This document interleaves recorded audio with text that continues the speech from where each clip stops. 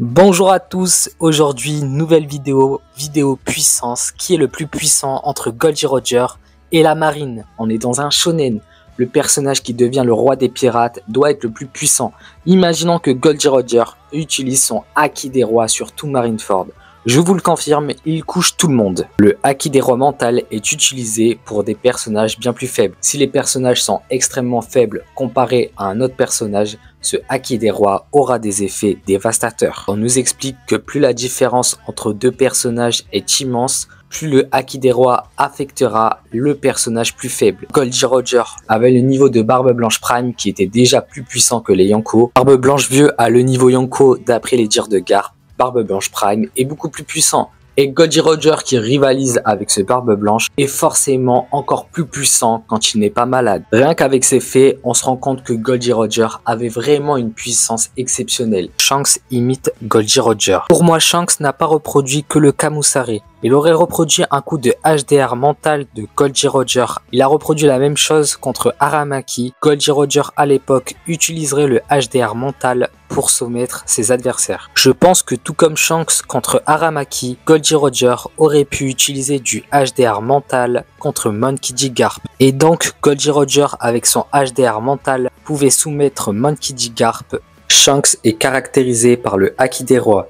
Goldie Roger qui est son mentor et qui est plus puissant est lui aussi caractérisé par le Haki des rois. Si Goldie Roger se retrouve face à Aramaki avec une distance réduite, je pense honnêtement qu'il le tue. Le Haki des rois de Shanks met à genoux Aramaki. Aramaki lève les mains en disant qu'il ne veut pas se battre contre l'équipage de Shanks. Aramaki n'est pas KO, mais Aramaki ne peut pas combattre. Quand tu lèves les mains contre un adversaire, c'est que tu n'es pas apte à le combattre. Tu déclares forfait, tu dis que cet adversaire est beaucoup trop puissant. Si Shanks a fait lever les mains d'Aramaki, c'est qu'il ne pouvait pas le combattre. Il n'était pas KO, mais il ne pouvait pas le combattre. Le Haki des rois de Joy Boy met à genoux Imsama. Est-ce que tu peux combattre en étant à genoux? C'est strictement impossible. Peut-on combattre en levant les mains? C'est aussi strictement impossible. On utilise nos jambes et nos mains pour pouvoir combattre. Sengoku a paniqué face au fruit du démon de Barbe Blanche. Si on remplace ce Barbe Blanche avec Goldie Roger Prime, on peut se rendre compte que Goldie Roger aurait fait paniquer Sengoku. Tori et Brogy affirment que le Haki des rois de Joy Boy est plus puissant que celui de Shanks. Il dit il a l'air d'être plus puissant. Pour moi, cette phrase montre qu'il y a un doute entre le Haki des rois de Joy Boy et le Haki des rois de Shanks. Tori et Brogy se posent quand même la question. Tu n'as aucun doute qu'un amiral est beaucoup plus faible qu'un Yonko. Il y a un doute, on se demande quel est le plus puissant entre ces deux Haki des rois. S'il y a un doute, c'est qu'il y a une sorte de rivalité entre ces deux Haki des rois. Pour moi, le Haki des rois que nous a montré Joy Boy serait donc comparable au Haki des rois de Shanks. Tori et Brogy affirmeraient simplement que ce Haki des rois est beaucoup plus puissant que celui de Shanks. Goldie Roger sur Marineford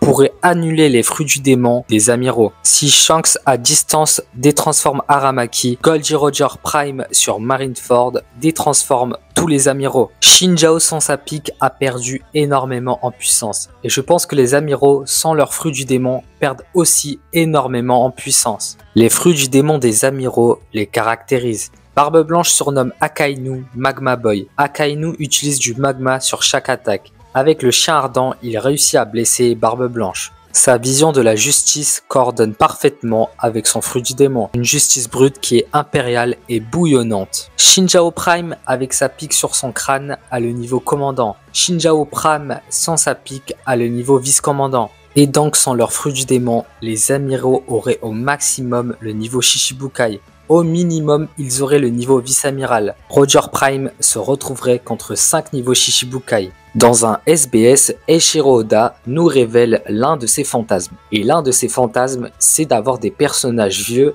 surpuissants. Le fantasme est quelque chose d'interdit. C'est quelque chose qui se réalise très rarement. C'est quelque chose qui n'aurait jamais dû avoir lieu. Dans ce SBS, Eiichiro Oda veut nous faire passer le message qu'il a été incohérent au niveau des âges dans One Piece. Big Mom a 69 ans. Dans la réalité, Big Mom aurait été beaucoup plus faible. Big Mom aurait perdu énormément en puissance. Dans la réalité, dans notre vie réelle, Big Mom serait à l'EHPAD ou serait en maison de retraite. Mais là, dans One Piece, Big Mom est surpuissante. Elle s'en prend à Kidelo. 69 ans, c'est immense dans la vraie vie. Eiichiro Oda veut que ses personnages vieux soient surpuissants. Il ne veut pas qu'ils perdent grandement en puissance. Quelle serait l'utilité de dire ça en SBS si c'est pour retirer énormément en puissance? Don Chinjao a perdu en puissance car il n'a plus son outil combatif principal, c'est-à-dire sa pointe sur son crâne. Rayleigh vieux a perdu en puissance car il est inactif et de plus il est âgé. Et Garp a perdu en puissance car il a pris de l'âge. Garp ne peut pas avoir plus perdu en puissance que Don Chinjao, Rayleigh ou Barbe Blanche. Garp a continué à s'entraîner. Et donc vous voyez où je veux en venir, Garp n'a pas perdu énormément. Ce serait incohérent avec les dires d'Oda. Oda dit qu'il ne veut pas que ses personnages âgés perdent énormément en puissance. Merci à tous d'avoir écouté cette vidéo. Like et abonne-toi si la vidéo t'a plu. Et n'oubliez surtout pas, la justice l'emportera.